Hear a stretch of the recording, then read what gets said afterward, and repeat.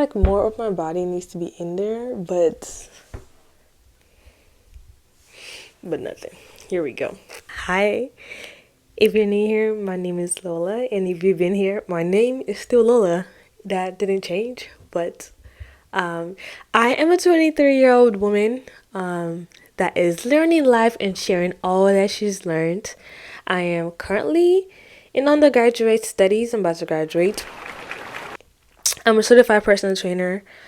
I would call myself a creative, and most importantly, I am a lover of Christ. So, we love Jesus over here. Anyways, we all know the New Year's is up and running. We are more than 30 days in, but today we're going to talk about the things that always happen every New Year, which is resolutions, and sometimes not meeting them. We're going to talk about fitness. So, with my knowledge and whatnot, I've been training like consistently since probably high school. So like over 9 years now. And yeah, we're going to talk about 6 tips to stay consistent in the gym and in your fitness goals. Get right into this. First tip, have a goal, create a goal. So you really have to take this time to sit back and realize, what do I want for myself this year? Is it a weight goal? Is it to lose weight? Is it that you don't care about the number? You just want to move your body. You just want to be strong. Is it that you want to run this year?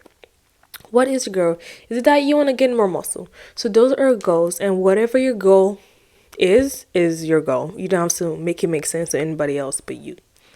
But whenever you make your goal, you have to get specific, girl. You have to be specific. You can't be like, oh, I just want to run. Run what? Run how long? Run where? You see what I'm saying? Or I want to lose weight. How much? How much weight? In what time frame? So your goals have to be specific. So you have to be specific. That's the first thing. I'll give an example of running. So my goal currently is to run more. But what do I mean by that? I want to run more and train for specifically a 10K race. So I'm training for a 10K race. When would that race be? In March. I haven't found a race yet, but regardless, I'm going to run that 10K. So yeah. So making it specific. And for me, I'm not really focused on the time. I just want to run and feel good running. So I'm not going to put a time on it. But if you're someone that cares about the time, you put a time. I want to run a 10K. And what's the acceptable 10K? 50 in at least 15 minutes and in less than an hour. That could be your goal. So remember, you have to be specific. And you have to measure it in some type of way. And as well, it has to be achievable. I am not going to tell myself, me personally, that I am going to run a marathon. I know myself, and I know that's not achievable. Why would I do that to myself? Why would I make it unachievable? Why would I make a goal that I know that I cannot achieve? I would not do that. So it has to be achievable. I've been seeing people, oh, I'm going to run a marathon. You've not even run a 5K. You haven't even just run. So that's the thing. You have to make it make sense, And I'm not saying that a goal of a marathon is not achievable and it's not something you should thrive and strive for. But it has to make sense to where you're at this moment in your life. If you've never run, I think an acceptable goal, achievable goal is that I want to run 1 mile a week. Or I just want to be on the treadmill. Like, make it stupid simple. Make it stupid easy for yourself. Now, in little contingency to that is in making your goals, you have to take little steps towards it. Little steps that will, it's like a snowball, like a big snowball. So the little snowball just keep rolling and rolling and rolling and eventually becomes a big snowball. So that is what you need to do. Little steps matter. If my goal is to run a 10K, I'm not just gonna all Although the first week of January start running a 10K, I will start with a 3K, 5K, do interval runs, so and so, just to build up with that. Okay, so little steps matter. Excuse me. Water, let me drink. Now, after your goal is created, after you made it specific, measurable, achievable, we're going to move on. We are going to share that goal. I know some people don't like sharing their goals, but there has to be one person that is like this with you. You know, someone that holds dear to your heart, that is supportive, encouraging, that you love dearly. There has to be at least one. And if there isn't one, I can be one. And most abruptly, Jesus Christ can be your Lord and personal Savior, and can be one as well.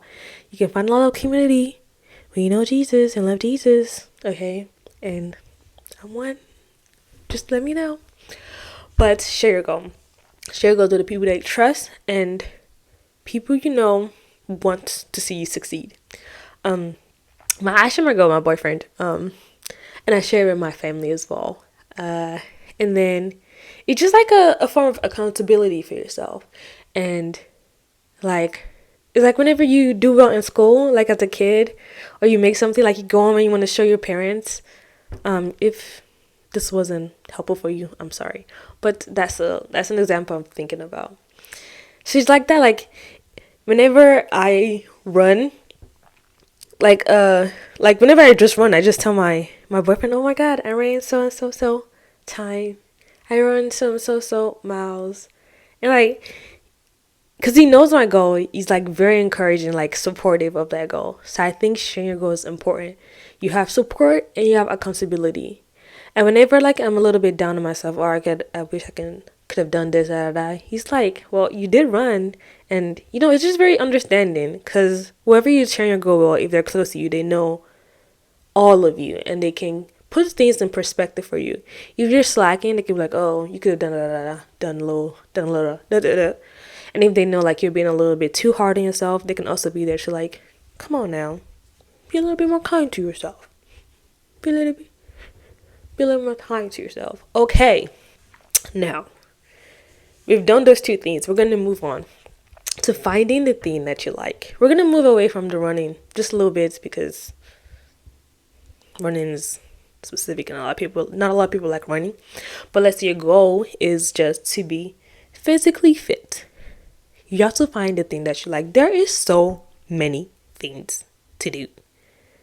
I will always encourage everyone to strength train, because there's just so many benefits for your life as you grow older. Because we know old people, like injuries is one of the most, like the main things that like reduces their quality of life. So hip injuries, shoulder injuries, like falling as well is something that reduces quality of life. So when you lived, that drastically reduces. Okay, so I always say find a way to love lifting. You don't have to be powerlifting. You don't have to be doing like crazy big weights. Big weights is also very subjective to the person. So, but lift weights. Lifts considerably like moderate to heavy weight, and grow them muscles, girl, and get those bones strong. But yeah, so you have to find the thing that you like. Some people generally don't like weightlifting, which I feel like you can not like something but still do it because it is very much beneficial to you. But the other things you can as well, you can do a group fitness class that uses weights, and you're still doing a weight bearing exercise. You should do resistance exercise. There's Pilates, there is dance fitness. There is so many things. There's cardio kickboxing. I teach cardio kickboxing. There's different like group classes that are like named, like we have Studio Lift, Studio Red for Vasa. Even though Vasa is a gym, there's also like F45 training. Like there's so many things you do to find a thing like if you don't like running as a form of your cardio, but cardio is part of your goal, you can find something else to do. You can find any other cardio to do. The thing is, when you find the thing that you like, you're more likely to do it over and over again. And the point is to be consistent in what you're doing. If you're going to do it just for a little bit and stop, I'd rather you do the thing that you like Even though it's not like all, it's not even though like people are not saying, oh, this is the best, blah, blah, blah, blah. You're doing something that is better than doing nothing, okay? So find the thing that you like and do it and enjoy it and like doing it, okay? Just like doing it. Sometimes I fall out of love with running. Like there was before this year, towards the end of the year, I was like, I don't want to run because before that I was training for a 10-mile race, and after the 10-mile race, which was in October, I was like, bro, I don't want to run again. That was so I did something else. I was cycling instead, which was also nice. Like I enjoyed cycling for that time. So find the thing that you like. Okay. On to the next. This is important. This is very important because I feel like a lot of people don't do this, and it leads to you not achieving your goals. But you need to have a plan. There's so many plans out there. There's so many fitness plans. There's so many fitness plans that are like for free. I'm a personal trainer. If you need a plan, hit your girl up. I can help you out. A little plug right there. But you need a plan. Even if you're not going to like lift. Like, okay, I'm going to go into the gym and I'm going to be on the bike for 20 minutes. Then I'm going to walk for 10 minutes. Then I'm going to do a core exercise for 5 minutes.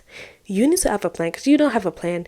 You're just going in there to fiddle with your thumbs, okay? A plan is important. Because if you're just going to go there, you just feel like you're wasting your time. And it's going to make the gym seem less interesting, or working out or moving your body seem less interesting to you because you don't have a plan. And because you don't have a plan, you go where you need to go and you're wasting your time.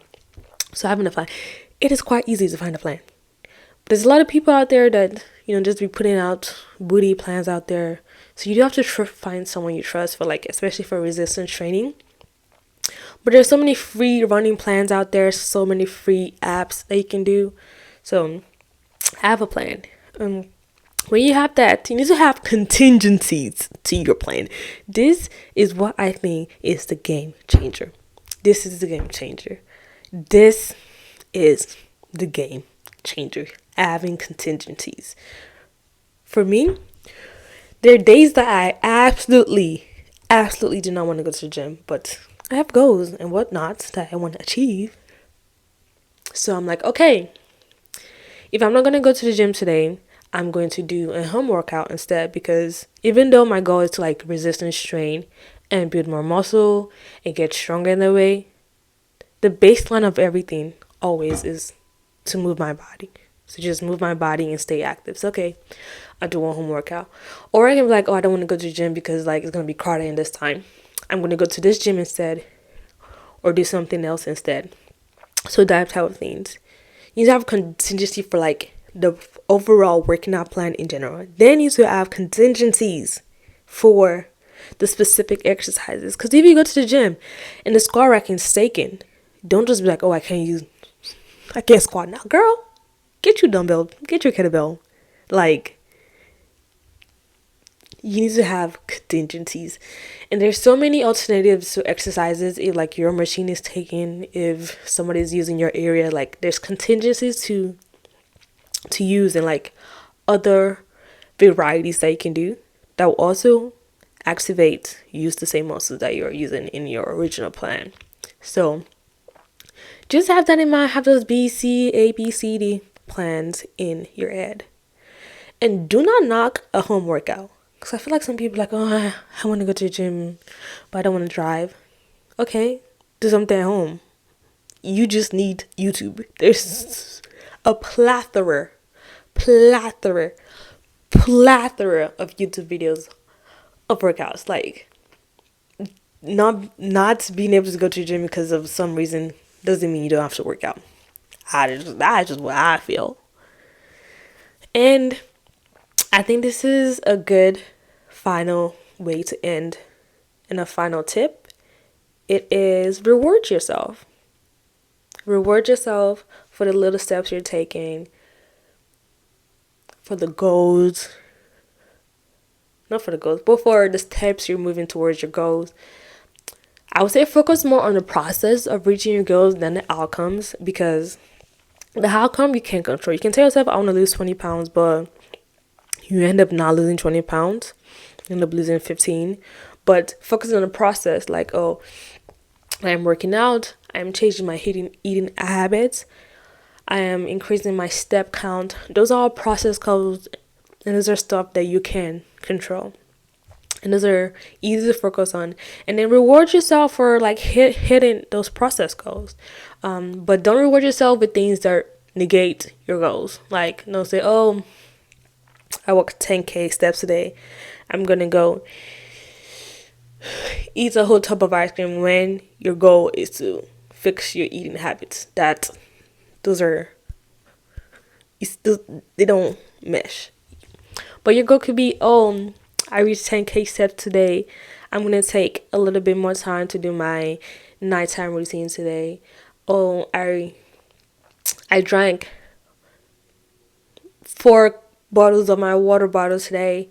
I'm going to go on a walk, or I'm going to go to hang out with my friend.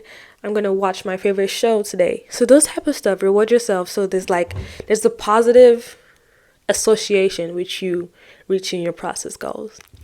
But yeah, that is all I have today. I hope you try some of those tips. And if you have tips for yourself that you use that I didn't share, obviously, because I don't know everything, share them. Let's help each other grow, help each other reach our goals, and always becoming a better version of ourselves and who the Lord Almighty has ordained us to be. And I specifically think that people who call themselves Christians should be healthy. Like, if our body is the temple of the Most High, we need to take care of that body. But yeah, if you enjoyed the video, toodles.